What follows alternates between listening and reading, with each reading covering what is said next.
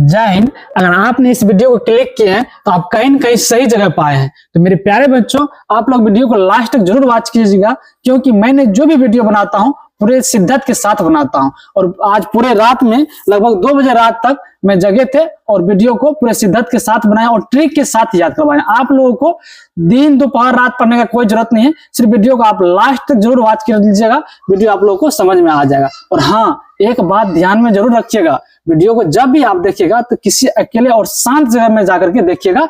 आप लोगों को वीडियो देखने के साथ ही याद हो जाएगा, सुबह सवेरे बिन से पढ़ने की कोई जरूरत नहीं है। चलिए समझते हैं वीडियो को। इसमें टॉपिक है आप लोगों को आज हिंदी का, यानी कि गद्य खंड का जितना भी आप लोगों का चैप्टर नाम है सभी आप लोगों को एक एक करके ट्रिक की मदद से याद करवाएंगे। तो सबसे पहला है आप लोगों का बातचीत। इसमें पढ़ेंगे क्या अपना लोग, पाठ के नाम के बारे में पढ़ेंगे और लेखक के नाम के बारे में पढ़ेंगे।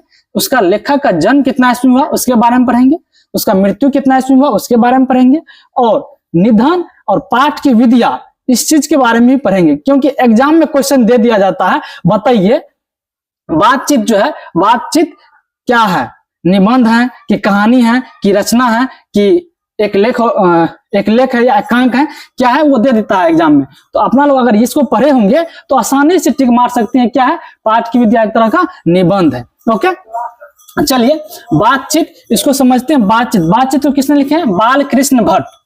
इसको याद कैसे करेंगे मेरे प्यारे बच्चों, बातचीत जो लिखे हैं किसने लिखे हैं, बालकृष्ण भट्ट।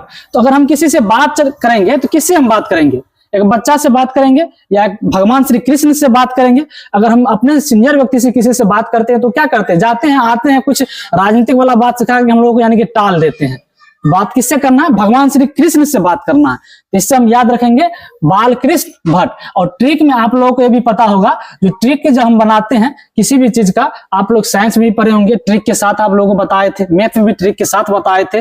तो ट्रिक जो होता है ना, किसी छोटे छोटे चीज को छांट करके लिया जाता है और तब ट्रिक सेट किया जाता है, तभी ट्रिक आप लोगों को शूटिंग करता है। नहीं तो पूरे अगर एक एक करके देखेंगे तब तो ट्रिक सेट ही नहीं करेगा। ओके, तो बालकृष्ण भट्ट क्या लिखे थे, बातचीत लिखे थे। और इसका जन्म कितना ईस्वी हुआ था मेरे प्यारे बच्चों, बालकृष्ण भट्ट का जन्म जो था 23 जून 1844 ईस्वी को हुआ था। और इसका निधन यानी कि मृत्यु, बालकृष्ण भट्ट एग्जाम में पूछ दिया जाता, बालकृष्ण भट्ट का निधन कितना ईस्वी में हुआ था। इसका निधन 20 जुलाई 1914 ईस्वी को हुआ था। और यह क्या है, एक तरह का निबंध है। ओके, अगले चैप्टर नाम है उसने कहा था। मेरे प्यारे बच्चों, उसने कहा था, उसने क्या कहा था, इसने लिखे हैं रामधारी सिंह दिनकर। तो इसको कैसे याद रखेंगे, रामधारी सिंह दिनकर, इसको याद ऐसे रखेंगे मेरे प्यारे बच्चों। उसने कहा था मतलब कुछ ऐसा बात कहा था, कौन, भगवान श्री कृष्ण, जिससे क्या हो गया हम लोगों को, मतलब जो भी बच्चे हैं उसको शर्मिंदा हो गया। तो शर्मिंदा से क्या याद रखेंगे, शर्मिंदा से क्या याद रखेंगे, शर्मा। तो शर्मा से हम ये याद रख सकते हैं चंद्रधर शर्मा गुलेरी। शर्मा से क्या याद रख सकते हैं, चंद्रधर शर्मा गुलेरी, यानी कि चंद्रधर शर्मा गुलेरी किसने क्या लिखे थे, उसने कहा था। और इसका जन्म कितना ईस्वी में हुआ था, 7 जुलाई 1883 ईस्वी को। और इसका मृत्यु 12 सितंबर 1922 ईस्वी को। और ये क्या है, एक तरह का कहानी है। और मेरे प्यारे बच्चों, थोड़ा एनर्जी कम होगा क्योंकि रात में 2 बजे रात तक जगे थे, तो एनर्जी थोड़ा कम होगा, आप लोग एडजस्ट कर लीजिएगा। ओके, अगले हैं संपूर्ण क्रांति। मेरे प्यारे बच्चों, अभी का डेट में अगर बात किया जाए तो चुटपुटिया नेताओं के बारे में बात करेंगे ना, तो वो सीधे बोलता हम संपूर्ण क्रांति किए हैं। एक छोटा मोटा नेता के बारे में अगर हम बात करेंगे तो सीधे बोलेगा हम संपूर्ण क्रांति किए हैं। और भाषण, जिसको भाषण लिखना नहीं आता है वो व्यक्ति ऐसे बोलते हैं। इससे हम क्या याद रखेंगे, भाषण। इससे क्या याद रखेंगे, भाषण। और क्या बोलते हैं, संपूर्ण क्रांति। क्या बोलते हैं, संपूर्ण क्रांति किए। जिसको भाषण देने नहीं आता वो लोग बोलते हैं हम संपूर्ण क्रांति किए। तो भाषण से हम याद रखेंगे भाषण, और वो क्या बोलते हैं, संपूर्ण क्रांति। और इसको किसने लिखा था, जयप्रकाश नारायण।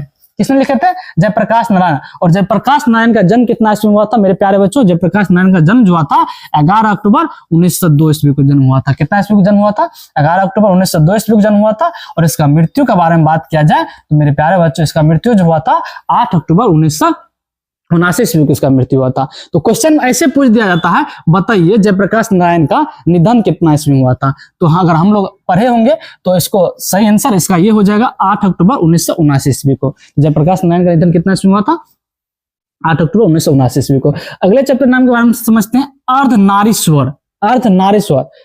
इधर क्या है, रामधारी सिंह दिनकर। अर्धनारीश्वर किसने लिखे हैं, रामधारी सिंह दिनकर। मेरे प्यारे बच्चों, हम क्या करेंगे, इसमें से अर्धनारीश्वर में से नारी को निकाल लेंगे। किसको निकाल लेंगे, नारी को। इसमें से किसको निकाल लेंगे, राम को। तो क्या हो गया, नारी राम हुआ ना। अब आप लोग हंस दीजिएगा, सर नारी राम ये क्या होता है।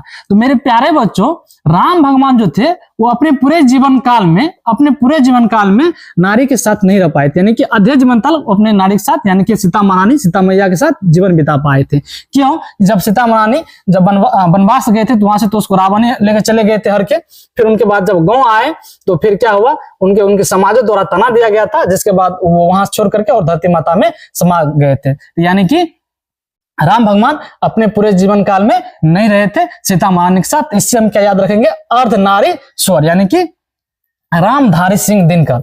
तो रामधारी सिंह दिनकर क्या लिखे थे, अर्धनारीश्वर लिखे थे। और इसका स्क्रीनशॉट आप लोग ले लीजिएगा, स्क्रीनशॉट ले लीजिएगा, आप कॉपी में कहीं नोट कर लीजिएगा, जिससे होगा क्या, एग्जाम के टाइम में एक बार आप देख के चले जाइएगा। तो इससे कम से कम 6 नंबर आपको फिक्स है, नोट कर लीजिए, 6 नंबर आएगा। अगर 6 नंबर एग्जाम में नहीं पूछेगा तो आप आकर के बाद में कमेंट कर दीजिएगा, सर इसमें 6 नंबर नहीं आया।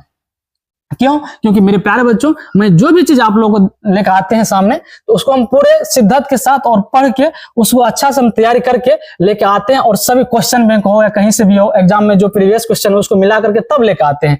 इसीलिए आप लोग इसको लास्ट तक जरूर वीडियो को वॉच कीजिएगा और इसको कहीं ना कहीं नोट कर लीजिएगा। और समझ में नहीं आए तो आप कॉमेंट बॉक्स में आकर के बोल दीजिएगा, सर हमको समझ में आया। मेरे प्यारे बच्चों, मैं इस वीडियो को इस चैनल पर से डिलीट कर दूंगा। अब बोलिएगा सर ऐसा क्यों?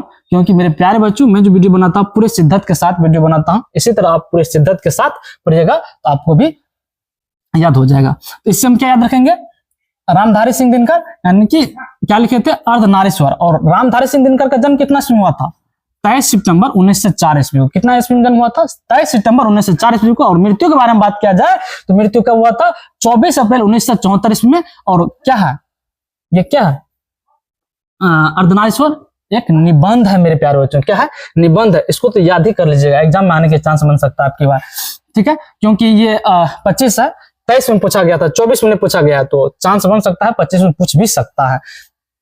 ओके, उसके बाद क्या है, रोज सच्चिदानंद हीरानंद वात्सल्य। अगर मेरे प्यारे बच्चों, अगर किसी को आप रोज रोज कोई बात बोलते हैं, तो सब दिन आपका बात पालन नहीं कर सकते, चाहे आपसे जूनियर क्यों भी ना हो, आपका बात पालन करेंगे, ठीक है, लेकिन सब दिन नहीं कर सकते, यानी कि रोज रोज नहीं कर सकते हैं। यानी कि इसका कहने का मतलब हुआ आपका आज्ञा रोज रोज पालन नहीं कर सकते हैं। तो आज्ञा से क्या याद रखेंगे, आज्ञा से सच्चिदानंद हीरानंद वात्सल्य। तो कब पालन आपका बात नहीं कर सकते, रोज रोज नहीं कर सकते, ठीक है। तो इसे हम याद रखेंगे रोज। और इसका जन्म जो हुआ था सच्चिदानंद हीरानंद वात्सल्य का 7 मार्च 1911 ईस्वी को। इसका निधन के बारे में बात किया जाए, यानी कि मृत्यु के बारे में बात किया जाए, तो मेरे प्यारे बच्चों, इसका मृत्यु जो हुआ था 4 अप्रैल 1978 ईस्वी को। और ये एक तरह का क्या है, कहानी है, तरह का क्या है, ये कहानी है। अगले चैप्टर नाम है आप लोगों का एक लेख और एक पत्र। एक लेख और एक पत्र। और एक लेख और पत्र किसने लिखे हैं, भगत सिंह। अब बताइए इसको कैसे याद रखेंगे, यहाँ पे तो बड़े डिफिकल्ट वाली बात है। तो मेरे प्यारे बच्चों, इसको पूरे मतलब आसानी से इसको याद रख सकते हैं। अगर कोई बच्चे होते हैं जो नहीं समझते, नहीं बुझते हैं, वो क्या करते हैं, अगर किसी के साथ अगर भागते हैं तो कब भागते हैं, अगर भागवो करते हैं तो क्या करके भागते हैं, तो एक लेख और यानी कि एक पत्र लिख करके तब भागते हैं, जिससे क्या हो, मेरे फैमिली के अंदर मेरे मम्मी और मेरे पापा को ये पता चले हम कहीं गए हैं। एक पत्र लिख कर भागते हैं। तो इससे हम क्या याद रखेंगे, भागते से क्या, भगत सिंह। भागते से क्या याद रखेंगे, भगत सिंह। और क्या लिख करके भागते हैं, एक लेख लिख के भागते हैं। क्या लिख के भागते हैं, एक लेख और या एक पत्र लिख के भागते हैं। तो ये एक लेख और एक पत्र क्या है, एक तरह का पत्र लिख है। एग्जाम में पूछ देता है एक लेख और पत्र क्या है, ऑप्शन में देगा, 4 ऑप्शन देगा आप लोगों को, निबंध, कहानी, एक लेख, पत्र एंड नॉन ऑफ दीज। आप लोग किस में टिक मारिएगा, एक लेख यानी कि पत्र लेख में टिक मारिएगा, तो आप लोग का ये आंसर करेक्ट होगा। ओके, तो इसका जन्म कितना ईस्वी में हुआ था मेरे प्यारे बच्चों, भगत सिंह का जन्म हुआ था 28 सितंबर 1907 ईस्वी में। और इसका निधन के बारे में बात कीजिएगा तो निधन आप लोग यहाँ पे 23 मार्च 1931 में हुआ था। और निधन आप लोग कमेंट बॉक्स में भी जरूर लिख दीजिएगा निधन कितना होता है और कितना में हुआ था उसका। ओके, उसके बाद क्या, ओ सदानीरा। नीरा से क्या होता है, नीरा का मतलब क्या हुआ, नीरा का मतलब, नीरा से हम याद रखेंगे नीर। नीर किसको कहते हैं, जल को। और जल हम किस में रखते हैं, जग में। जल किस में रखते हैं, जग में।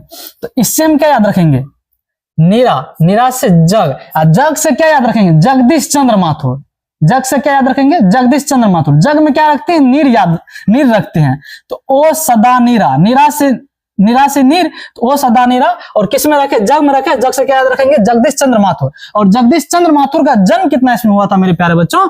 जगदीश चंद्र माथुर का जन्म जो हुआ था 16 जुलाई 1917 ईस्वी में हुआ था। कितना ईस्वी में हुआ था? 16 जुलाई 1917 ईस्वी में हुआ था। और इसका निधन के बारे में बात किया जाए तो निधन 14 मई 1978 ईस्वी में हुआ था। और ये क्या है? निबंध है। ओके, अगला चैप्टर नाम है सिपाही की माँ। क्या है? सिपाही की माँ। मेरे प्यारे बच्चों, मोहन राकेश, सिपाही की माँ किसने लिखी है? मोहन राकेश। मोहन राकेश एक तरह समझ लीजिए, यहाँ पे मान लीजिए है नहीं, एक ही नाम है, लेकिन मोहन राकेश मान लीजिए क्या है? एक दोनों भाई है, और दोनों भाई है। तो अगर आप सिपाही में जाइएगा तो सिपाही का एज कितना? मान के चलिए 25 साल। और एक्सपायर डेट यानी कि आप कब तक में रिटायर कर जाइएगा? 72 साल। तो इससे हम याद रखेंगे मोहन राकेश एक सिपाही बनना चाहता था, तो इससे हम क्या याद रखेंगे? सिपाही की माँ। और सिपाही जब बनना चाहता था तो इसका एज कितना तक करेक्टरिया रखा गया था? 25। तो इसे हम याद रखेंगे 1925। 25 साल तक करेक्टरिया रखा जाता है, तो इसे याद रखेंगे 1925। और कितना साल में आप रिटायर कर जाइएगा? तो 72 साल में, तो इससे हम क्या याद रखेंगे? 1972। तो यानी कहा जाए तो मोहन राकेश का जन्म 8 जनवरी 1925 में हुआ था। अगर निधन के बारे में बात कहा जाए तो 3 दिसंबर और 1972 में हुआ था। और क्या है? एक तरह का एकांक है। ओके, आगे की ओर बढ़ते हैं। प्रगति और समाज। प्रगति और समाज किसने लिखे हैं? नामवर सिंह।